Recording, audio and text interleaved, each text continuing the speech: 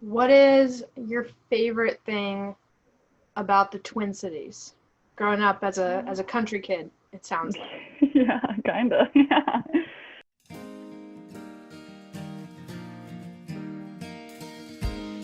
Minnesota is the land of 10,000 lakes. Everyone will tell you it's more than 10,000. It's like land of 10,000 lakes. You're like, yes, this is true. There's actually 11,000, over 11,000, but seeing them everywhere, it's fun to see everybody out kind of using the lakes. And There's a lot of lakes. When I moved here, I heard a statistic that 90% of Minneapolis residents live within a 10-minute walk of a park. I love all the outdoor space. Just the green space. Green city where you can bike anywhere and everywhere on the bike paths. A lot of the bike pathways lead to downtown, so you can bike to breweries or a Twins game when that happens again. It's very season dependent for me because I love the outdoors. So in the summer, I love going to the local lakes and kayaking around. Going stand-up paddleboarding after work or taking my toddler son to the beach on the weekends. I've been in the resident volleyball league every Tuesday night, which is actually over now and I'm very sad about. I love going to sporting events with my friends and my fiance, so we are big Wisconsin sports fans, but going to Twins games and Vikings games is always really, really fun. And this morning I was actually out doing part of what's called the Grand Round, not the Grand Round that most of us think of, but that 50 plus mile paved trail system in the Minneapolis parks and along the river. So I did some of that this morning, which was great. Yeah, I feel like I'm kind of an old lady. I just like going for walks and I love going by the Stone Arch Bridge or St. Anthony, Maine area are some of my favorite areas to walk around. So all of this will be assuming COVID is not a thing. So prior to COVID, the street fairs that they had, where they would shut down all of Lindale, that was fun. A ton of music venues, everything from dive bars in St. Paul all the way to big artists playing at the Viking Stadium. I have a dog. We have fantastic dog parks here. I think overall Minneapolis is extremely dog friendly. I think there are very few buildings in this neighborhood where you can't have a dog. I assumed that Minneapolis was a giant city. It's a big city. We have everything that you would have in a huge city here, but it's super accessible. Minneapolis kind of having more the city vibe, and St. Paul a little bit more of the historic, and there's a little bit of for everyone in all this place, whether it's restaurants, museums. The thing that's unique about the Twin Cities is that there's so many things. And I know that sounds kind of silly, but we didn't have a shopping mall where I grew up. One of the places that I love to go to with my son is the Mall of America. It's this huge mall, but I think the best attraction is the indoor amusement park.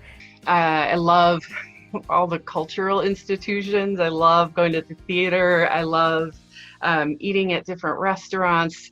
And I like the local breweries. Well, part of my family is from Germany, so I'm keen on beer. And I must say Minnesota is a great competition. One of my favorite things is to go to the Minneapolis Farmers Market.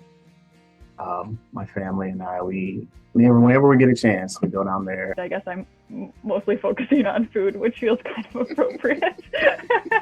We see eagles, and someone posted the other day there was a huge deer just walked across kind of their backyard, and we have turkeys. The turkeys have their own Instagram account, I think. The winter can be cold, but it's most of the time it's sunny, and so getting to see the sun on the snow is just wonderful. Driving in the snow is not always the best, but we make it through. Even in the winter when we have a few days that are a little chilly, people are getting out. They're snowshoeing, they're cross-country skiing, they're ice fishing. It's not for everyone, but some people enjoy it. I haven't gone ice fishing yet. I'm not sure if that's gonna happen to me. I would say people shouldn't be afraid of winter here. It's cold, but there's always things to do. Find some friends, find an ice rink, go skate outside until my toes fall out. I really support getting your inner child out sometimes, and so in the summertime I really like making giant bubbles. So I have these big bubble wands, and those are pretty fun. And then in the winter time, doing some sledding can be really fun too. So just get out there and go wild on the hills. My kids would tell you sledding is super awesome here in the winter too.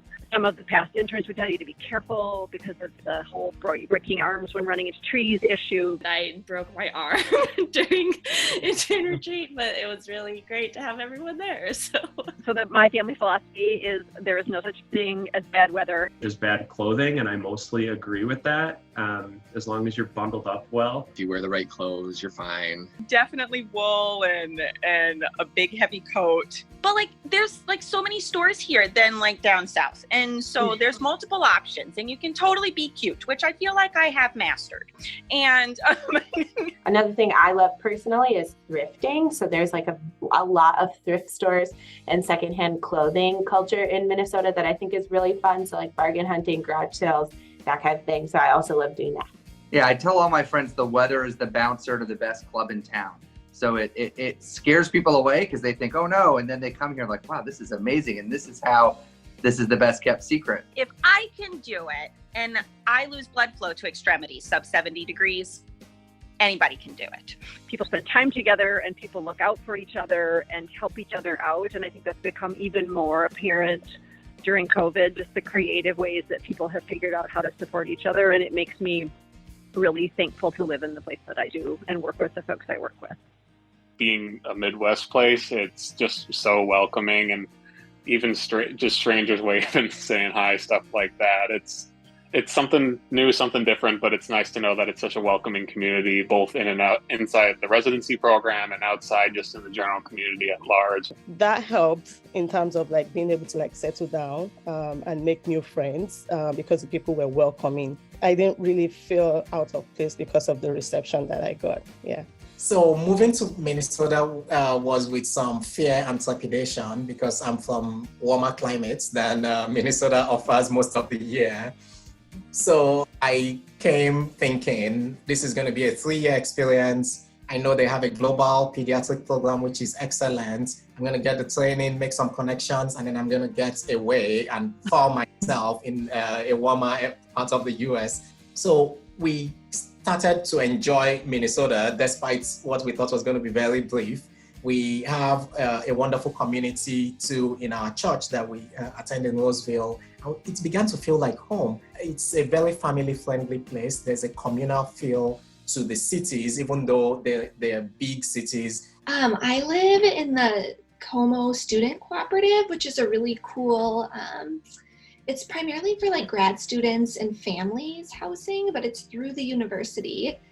So they put a priority on having like cheap, affordable housing, but they have like community yoga and they have like playgrounds for the kids and really beautiful walking paths. They have a co-op garden that you can like buy into a little plot for a season.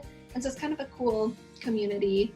From a medical standpoint, you know, that there's a lot more kind of medical infrastructure or kind of support in the area than there would be, say, like in the area where I grew up, where essentially you have to get referred out to Boston or New York or Rochester, New York. I had no connection to Minnesota before I came here for residency.